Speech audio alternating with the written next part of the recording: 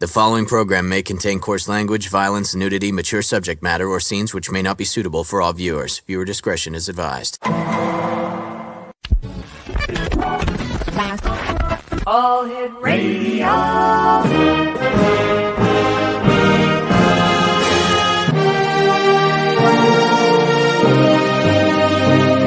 Welcome to the X Zone, a place where fact is fiction and fiction is reality. Now, here's your host, Rob McConnell.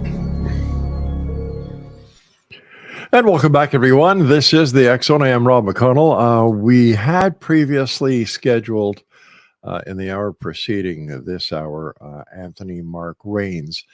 Unfortunately, there were technical issues that were stopping us from going on with his interview, but we have rescheduled him for a date later on. So I want to apologize for any inconvenience that the technical errors may have caused, mind you. We are also facing a very high windstorm here in St. Catharines, Ontario, where our broadcast center and studios are located. We're coming to you tonight around the world on the TWATNews Radio Network, Mutual Broadcast Network, and of course, the X Zone Broadcast Network, and on Channel 54 on Simul TV. X Zone Nation, we're going to be going to Australia now. We're going to be talking to a young lady who deals in earthbound spirits, ghosts, and helping those who have died and not yet crossed over move on to the light. Joining me now from Australia is LYNNE, and I believe your family name is HEUERMANN. That's right, yes. Wow, I got it right. And how are you? Yeah, thank you very much. Here we are. We're, whenever I talk to somebody in Australia, I haven't asked you to say, can you tell me the lottery numbers? Because you guys are so far ahead of us. I wish. Yeah. Well, thanks very much for joining us. Great having you with us. And how are things in Australia this morning? Yeah, pretty good. It's afternoon here. It's been a rainy day, but yeah, good. Wow. Tell us a little bit about yourself, LYNNE. Okay, so I work as a clairvoyant. I do readings, I do healings, I do house clearings is probably one of the main things I do. And I find I generally get called because kids see the spirits and they tell their mum and dad and they say, there's a man or there's someone in my room. Yeah. Parents don't know what to do about it. So they call me kind of as a last resort. So I find I do a lot of that. Yeah, I believe that children are more open to seeing and understanding more than we adults are, who have been tainted by society. Our youngest daughter, Belinda, she used to have these invisible friends that she would play with. And then our grandson would see angels. Now, oh, beautiful. Yeah, so mind you, doing what I do over here, I was okay, that's really nice, honey, and just keep playing. Yeah. My wife looked at me as if I had three heads and said, what? Well, just because I can't see it, you can't see it, doesn't mean the child. Exactly. I understand that you lived with a ghost, an elderly male who followed you home from the hospital after the birth of your daughter. Tell us about that.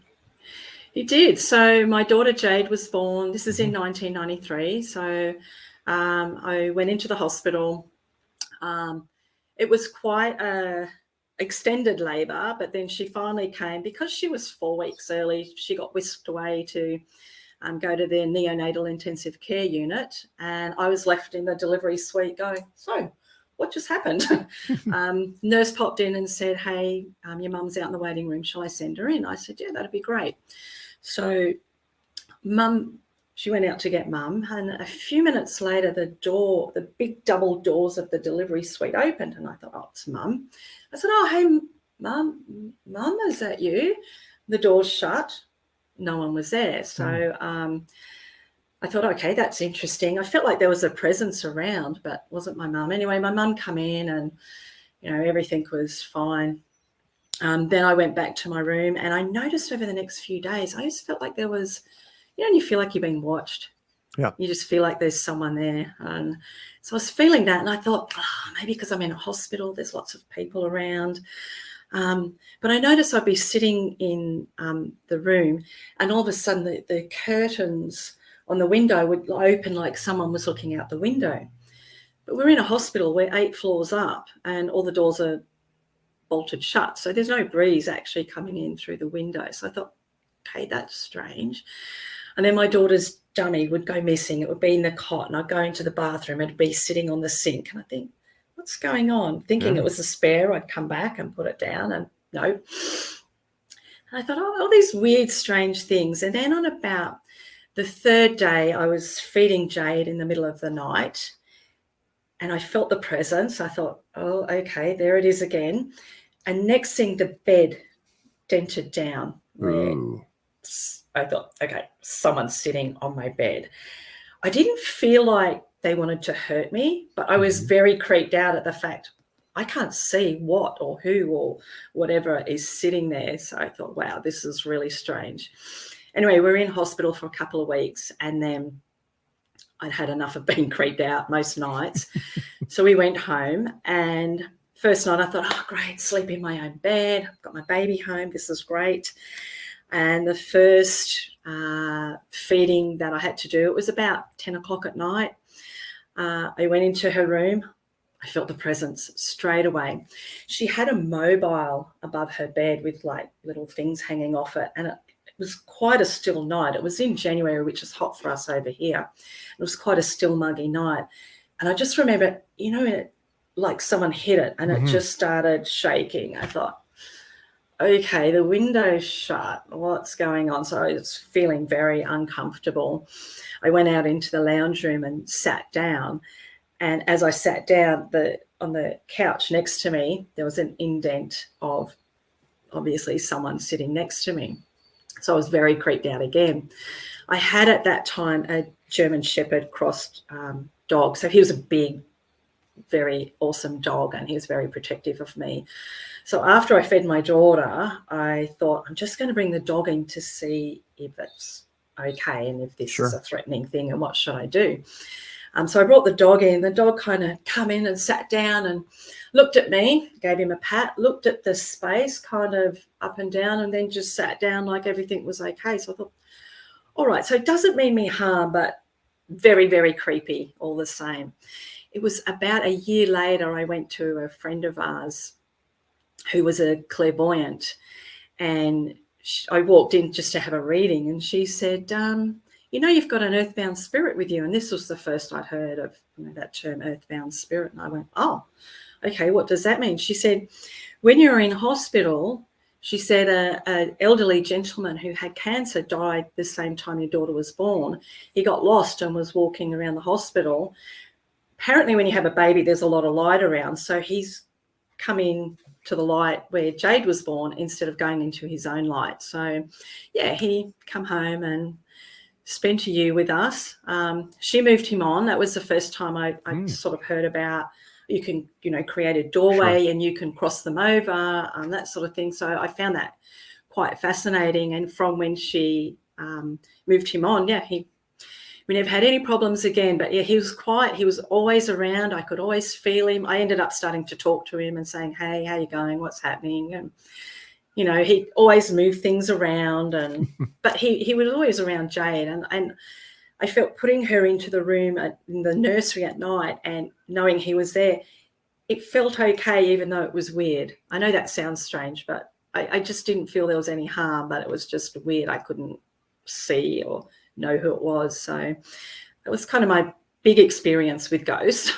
Now, I understand that you were an intensive care paramedic as well, and you had some ghostly experiences. Lots of experiences. Yeah. I did that for 17 years. So one of the ones I liked the most was I went to a 51-year-old male. He had a cardiac arrest and it was at his home. His wife was there and we called it on scene. So he died on scene. We did everything we could and he didn't survive.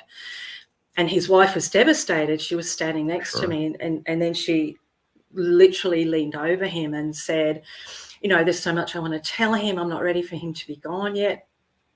Next thing I hear this voice next to me saying, tell her I can still hear her. And I went, okay. Medically, I could say that because they say hearing is the last thing to go once you leave. Mm-hmm. So I said, she can still hear you, just he can still hear you. Sorry, let her know, Yeah. everything that's going on. And she just, oh my gosh, it was beautiful. She just poured out how much she loved him and their beautiful life together and the kids. And I'm standing there with tears in my eyes. It was such a beautiful thing. And at the end of it, she said, thank you. I needed to let him know that. And he said, thank you, for, being a part and helping her to, express that. And he was very grateful. So that was really lovely. Wow. Fantastic. Yeah. It must have been very rewarding for you to be part of that final scene where this lady actually had the opportunity of saying what she wanted. So she got closure a lot easier on her grief. Yeah, she really did. It was really beautiful. I understand you've written a book, Sophie and the Spirits. It's a children's book. I have. Here it is right here. Oh. Sophia and the Spirits. And I understand you also did the illustrations, right? I did indeed. And the book is basically about my granddaughter. She's actually 9 now.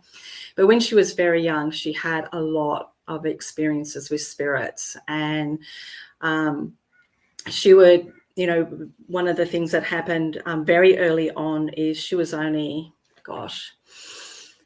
about 2.5. We went to my sister's place, and my sister's partner had died. He died suddenly, only at age 49. Oh, good. We think it was an arrhythmia. We don't know. They couldn't find out. But anyway, we're all at my sister's place, and Sophia was playing with the other kids. And next thing, she's looking up at the stairwell, and she's saying, Peter, Peter.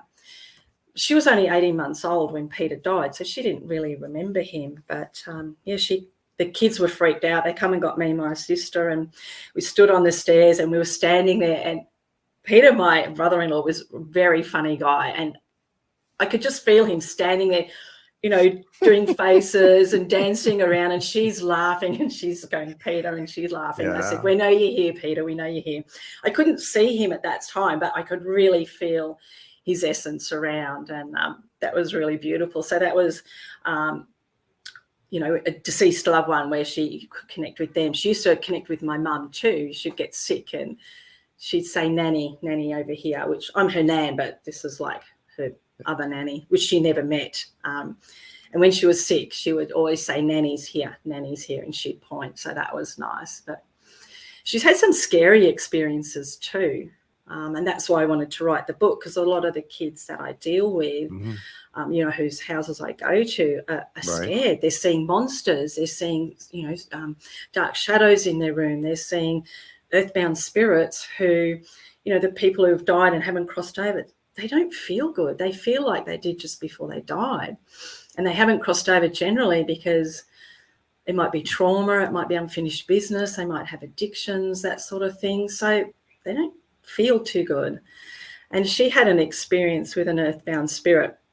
She lived up on a mountain sort of near me, and as they were driving down the mountain one day, a motorcyclist had come off his bike, and the ambulance were, the paramedics were doing CPR on him while they drove past.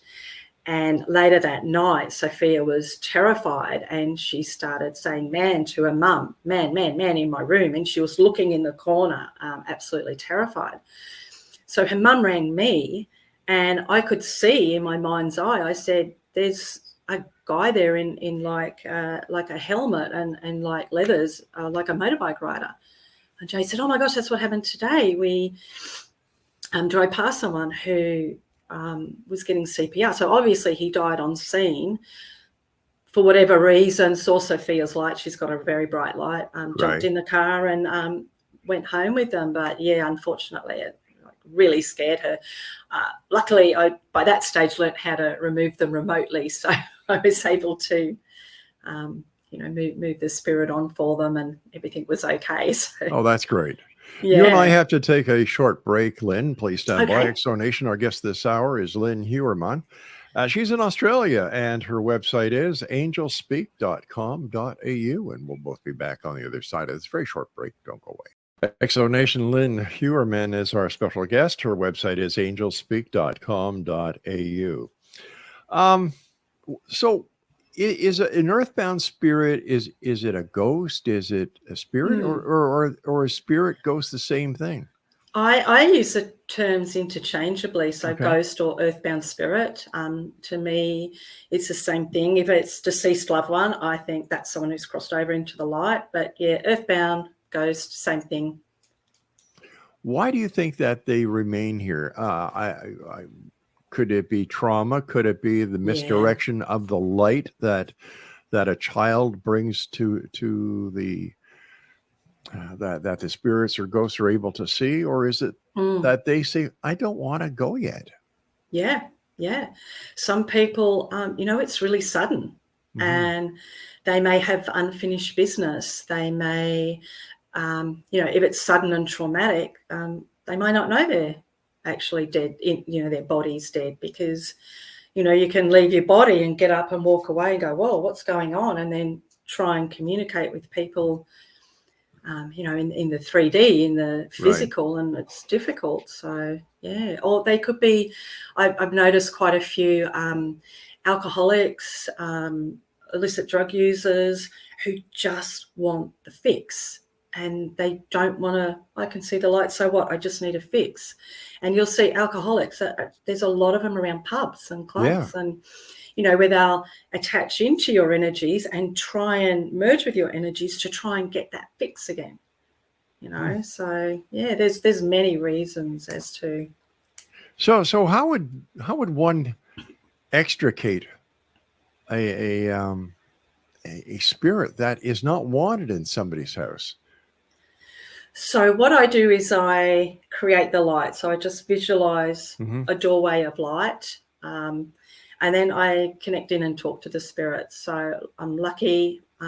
Sometimes I can see them. I generally see them in my mind's eye, but I can always get a sense. I can always feel them. I can always, like when they're around, I feel how they died in my body. It feels like I'm going through it. So, if someone was really depressed and they hung themselves, I'll feel really down, but then I'll feel like a choking sensation around my throat, or I'll feel like chest pain if it was a heart attack, that sort of thing. But to move them on, I talk to them, and I say, first thing I say is, hey, I'm Lynn. I'm here as a guide.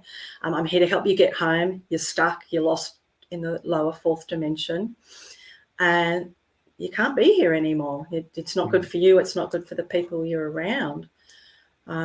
And then I ask them, usually I tell them they're dead, because I found that also when I was working as a paramedic.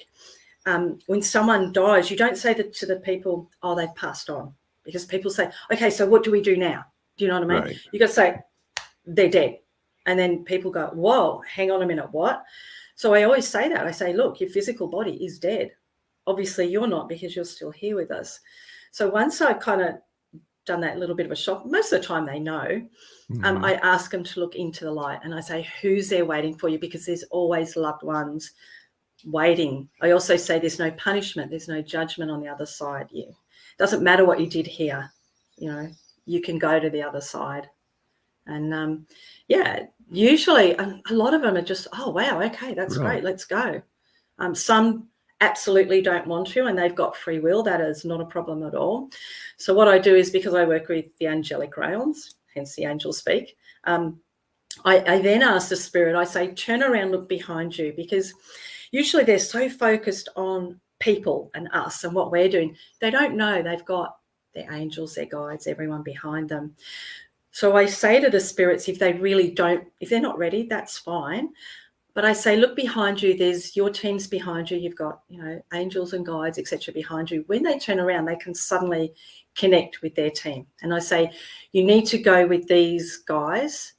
You can't stay in this space. So they either go into the light when I do a house clearing, or they go with their spirit helpers, generally their angels, to wherever they need to be, highest good, greatest purpose, until they're ready to go into the light. So I never kind of force them to do what they don't want to do. How long does that take you? It depends. Some people really stuck, really have to have a big chat to them, really got to connect to them, really got to coax them, and others just go, oh wow, the light, and they literally they're gone. It's like, hey, bye. So yeah, it depends. I mean, I go through a process when I do a house clearing. So I, set up a safe space, and I call in all my team, and I do get rid of like entities and energies first before I do the house earthbound spirits. So a bit of a How process to get me there. how would somebody know if their house is actually being haunted, if I can use that expression, Yeah. by a ghost or an earthbound spirit? I find most people, if they've got pets or kids, Hmm. the pets or kids will generally notice. They'll see them, they'll feel them, they'll act weird. Dogs and cats in particular, they watch. If they're looking at something, wandering around like that, or they're scared in certain places, that's a bit of a key indicator. You can have cold spots in your house. You can have, you can hear footsteps. You can hear voices. And sometimes, you just, like I was saying earlier, you just feel like you're being watched. And you turn around, there's no one there. It's just that, creepy, disconcerting, I'm being watched feeling. Stuff moves around the house. I had that when I had a ghost with me, moved around the house. Electricity is a great one if they're trying to get your attention. So the lights will flicker, the telly can turn on and off, garage doors can open up and down, all sorts of, electrical things can go wrong, but also plumbing, because it's easy for them to use water or electricity to sort of get your attention. So, if your toilet keeps blocking up, or you've got big plumbing problems, sometimes it could be, someone trying to get your attention. Hey, we're here. Yeah. How about your personal emotions, feelings, thoughts? Can they also affect that? Absolutely. So I find what happens is two things I notice a lot when I go to someone's house. One is there's an earthbound spirit in their space. And sometimes they'll feel, a bit funny. They'll have, just areas in the house that feel funny, all those things we went over. But sometimes, so they've been really sick, or say they've had trauma, or say they've had surgery, or they've been unconscious for any reason, any shape or form. It can tear your aura. It can damage your aura. If your aura is damaged, not only can the spirit sort of be in your space, but they've got access kind of where they can affect you more. And then sometimes when they come into your aura, it's like magnets and they stick. And then it's really hard to sort of pull them apart.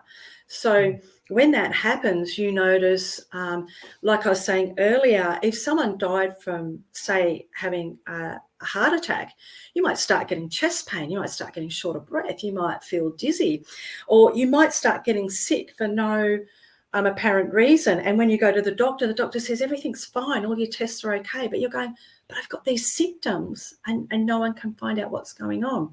You may feel like, if they hung themselves, you may feel tightness around your neck, that sort of thing. So when they're really close, and they can merge with you, but then, so it's almost like they're there, but they're not there all the time, if that makes sense. So sometimes you'll really feel it really strong, and other times not so much. But you generally get tired, you get fatigued, you feel worn out.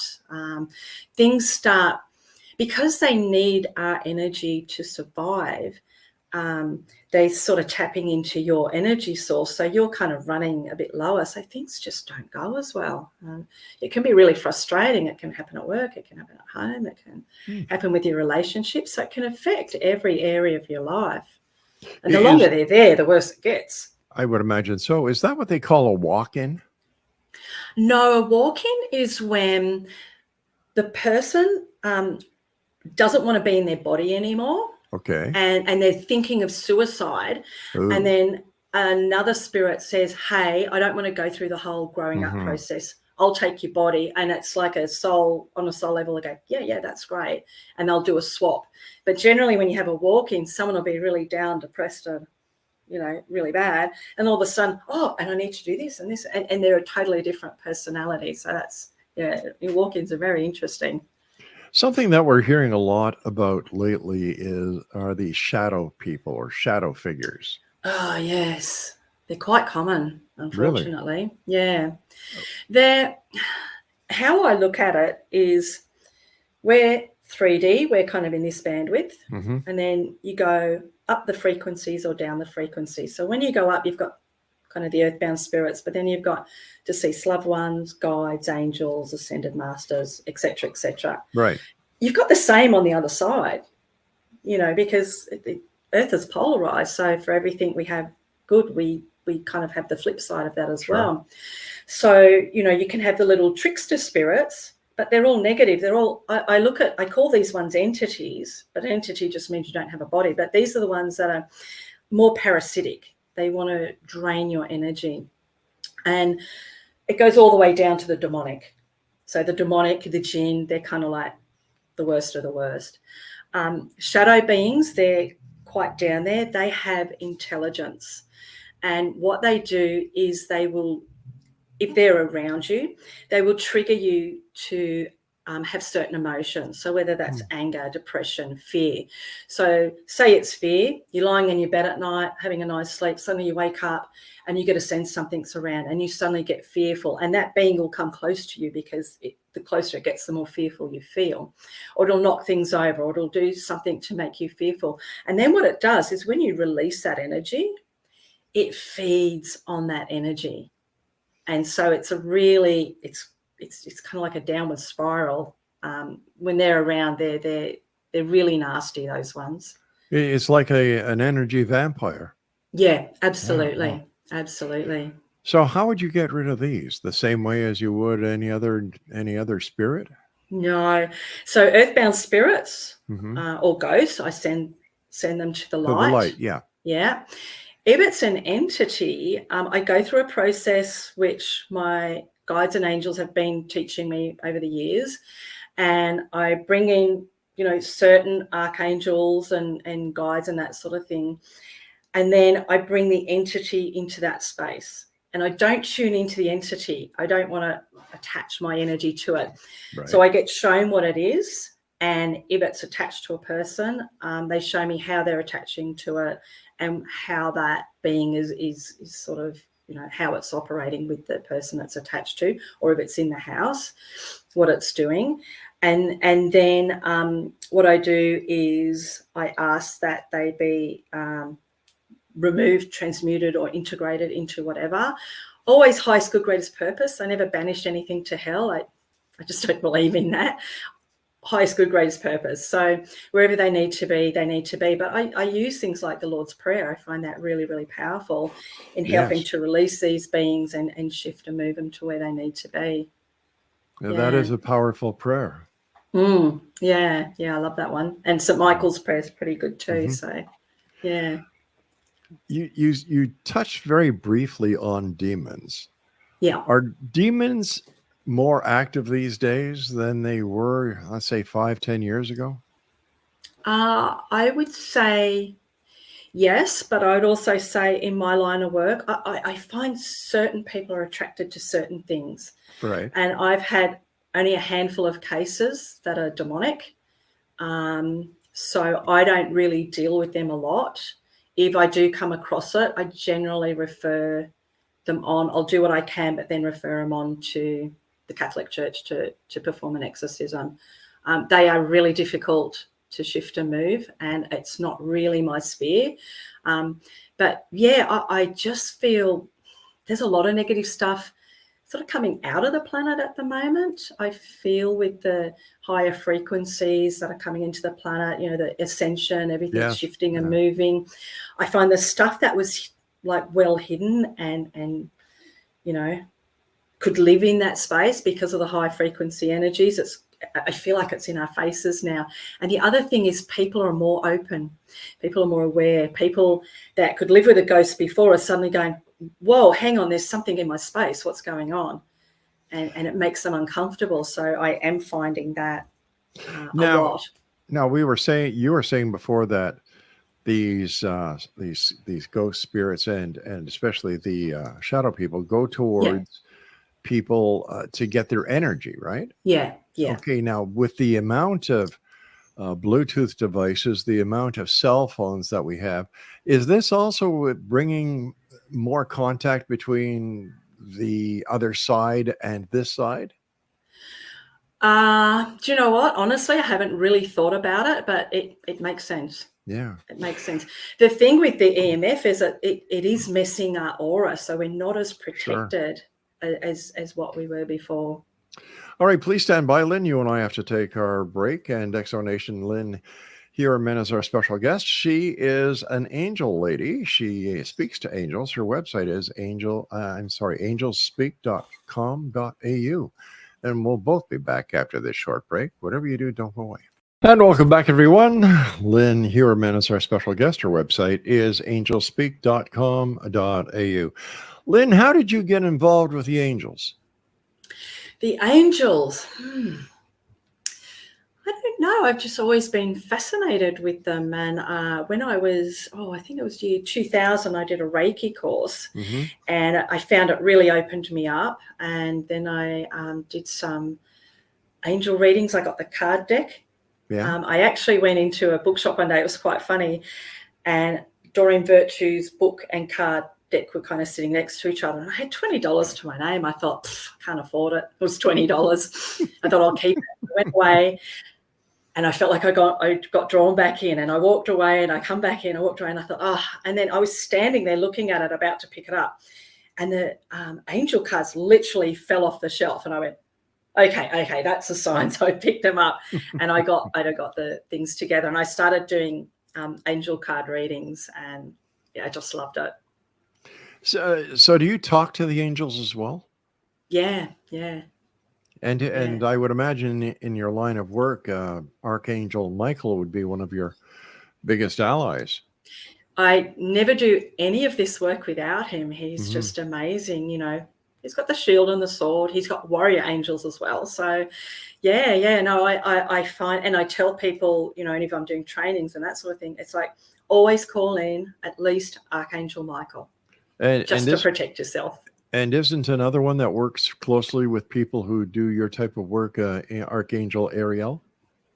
Ariel, yes. And Azrael I use a lot. Ariel's great because that's like the I don't know, there's this real motivation and strength with Ariel's energy, but Azrael is the angel of death. So I tend to really use Archangel Azrael. He's great for with the earthbound spirits and helping them see the way home and that sort of thing. So I love working with Azrael as well.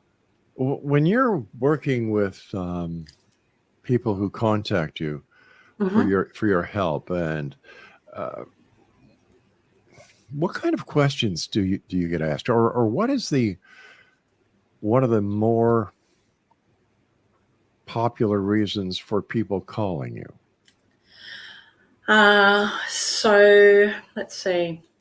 Most people, they want answers. Yeah. They want to know what's going on. They want to know, why am I here? Why is this happening? What's going on in my life? How can I improve? How can I, get better? So I guess that would be the main one, as well as the kids saying, hey, there's spirits in my room. I would imagine if mom and dad do not have the insight and the experience that you have, it would be rather disturbing to them. Oh, absolutely. Yeah. Absolutely. Yeah. And that's why I did the book originally, because I found I was going to all these homes, but there was no resources that I could give to these people and say, hey, this is what you do. This is how it works. This is the different types of spirits. And this is the ways in which you can, help your child deal with this. So that's sort of why the book come into. That's fantastic. Yeah. Where is your book available? It's on. There's the audio versions on Amazon, and on my website you can get the hardcover book if you want to. And that's angelspeak.com.au. That's it. Yeah. It's fantastic. I commend you for that, because there isn't enough material out there for children. No. And I believe that these children need the information because they're the one who are having the majority of the experiences. They're the ones that are open. They can see what's going on. They get so confused when people say that's not there, and they're like, I can see it. It's like, they're talking to them. It's hard for them, I think. You know, on this show over 33 or 34 years doing it, we've talked about everything. We talk about ghosts, hauntings, things that go bump the night, UFOs, Bigfoot, you name it. My favorite Right. topic is angels. Really? Yes, because Angels. I believe in angels. They're beautiful. I actually saw an angel when I was young. I was about 7 or 8.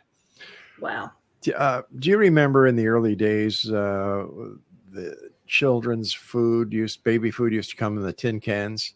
Yeah. And open up the tin can, and back then the standards of keeping food fresh wasn't that. It was in its infancy. Oh, yes. Anyway, my brother, 6 years younger than me, so he would have been 2.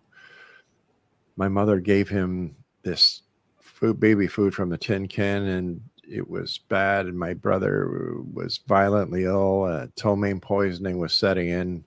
They dropped me off at my grandmother's while they drove my brother to the hospital as fast as they could.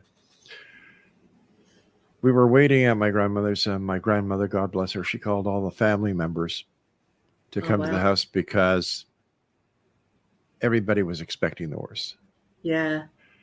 And I'm standing, we're in the kitchen, and I look over, and there's somebody I don't know in the kitchen.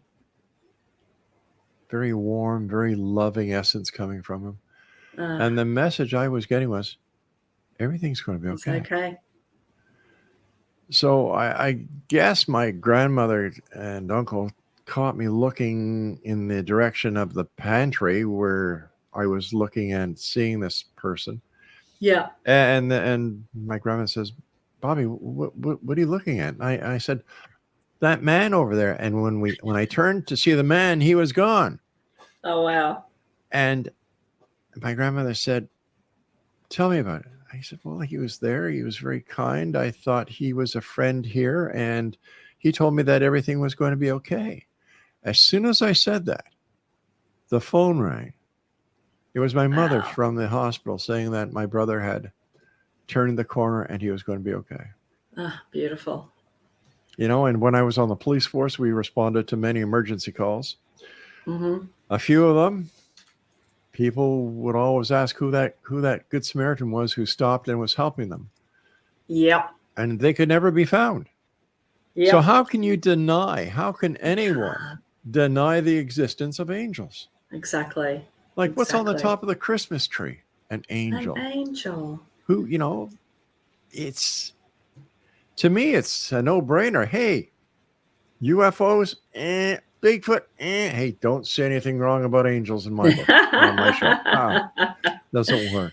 But once you've connected with them, it never leaves you, does it? No, it doesn't. It doesn't. It's always with you. I've had a few things happen around, with the angels, of course, but that essence, that feeling you get from them is like the feeling of warmth, love, and it feels like they're just covering you and protecting you. Exactly. Yeah, it's a wonderful feeling. You and I have to take our final break, my friend. Thank you so much for joining us. I thoroughly enjoy talking to you, and I commend you for your book. And Exo Nation, do me a favor. This is the Christmas season. If you know some little guy or little gal who's special and has demonstrated once or twice or 3 times that they are special and that they have the ability to see, hear, and feel what we adults, well, most of us, have long lost forgotten. I think that this book that our guest has written, and what's it called? Sophie and the Spirits, right? Yeah. All right, there we go. Sophie and the Spirits. It's available at angelspeak.com.au, and the audio version is available on Amazon.com. Yeah. Lynn and I will return as we wrap up tonight's edition of the X Zone. Whatever you do, don't go away. Exo Nation, LYNNE HEUERMANN is our special guest. Her website is, do you have your pencils and paper ready? Because here it goes, angelspeak.com.au. And the name of her book is Sophie and the Spirits. LYNNE, one of the many things that you do is past life regression therapist. I am, yes, yes. Tell us a It's little fascinating. Tell us a little bit about that. It's fascinating in the respect, a lot of the issues people come to me with, and I look at energy blocks and all that sort of thing. But I find sometimes when something's really stuck, it's generally they've brought it in from a past life. Really? So we do a regression, and I always ask the source energy, the soul of that person, can we go back to the core issue of when this started? And generally it's not in this lifetime. So we go on a journey, and all of a sudden, like I do hypnotherapy too, and they'll be lying there and they'll say, oh, well, if it's a female, I'm a man. How did that happen? And, and they're seeing, different scenes in front of them and what happened in that life. And generally, I find it fascinating. If they've been killed in a past life, say they got stab wounds, they can have birthmarks in the same place. Really? Yeah, it's really interesting. So, I'd make a very bad hypnotherapist. Would you? Why is that? Well, it's because, you were giving the example of the lady who was laying there, and all of a sudden she's a man. And how did I get like that? I'd say, well, ask Bruce Jenner.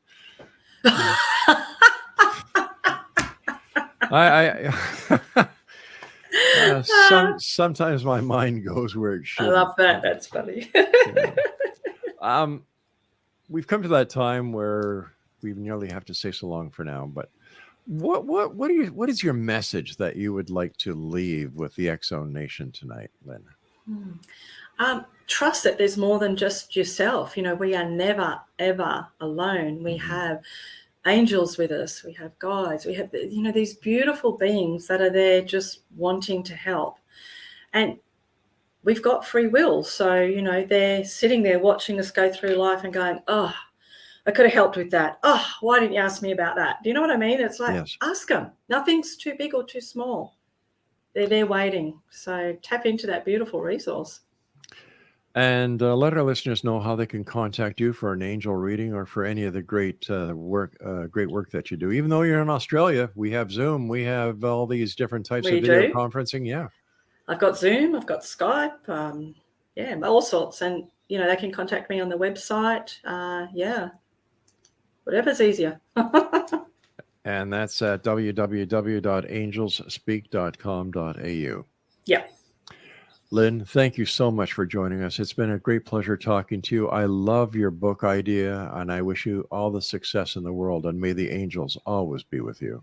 Thank you so much. Thank you for having me on the show. It's been awesome. Love to have you back in the future because we still have so much to talk about. All right. That sounds great. And thank you, Rob. Merry Christmas to you and your family. To you too. Thank you. Good night now. And that's it for tonight, X-Zone Nation. I want to take this opportunity of thanking Craig, who is my studio producer, Mac Alexander, the programming director, and of course, the senior executive producer. That's my boss, my direct boss, who is also my wife and good friend, Laura Rogers. So thank you, sweetheart, for doing all that you do. Now, I will be back tomorrow night at 10 o'clock as once again we cross the time-space continuum to this place that I call the X-Zone. It's a place where people dare to believe and dare to be heard. It's a place where fact is fiction and fiction is reality. So until tomorrow night, my good friends, no matter where you are on this great big world of ours, remember, always keep your eyes to the sky and your heart in the light. Good night, everyone.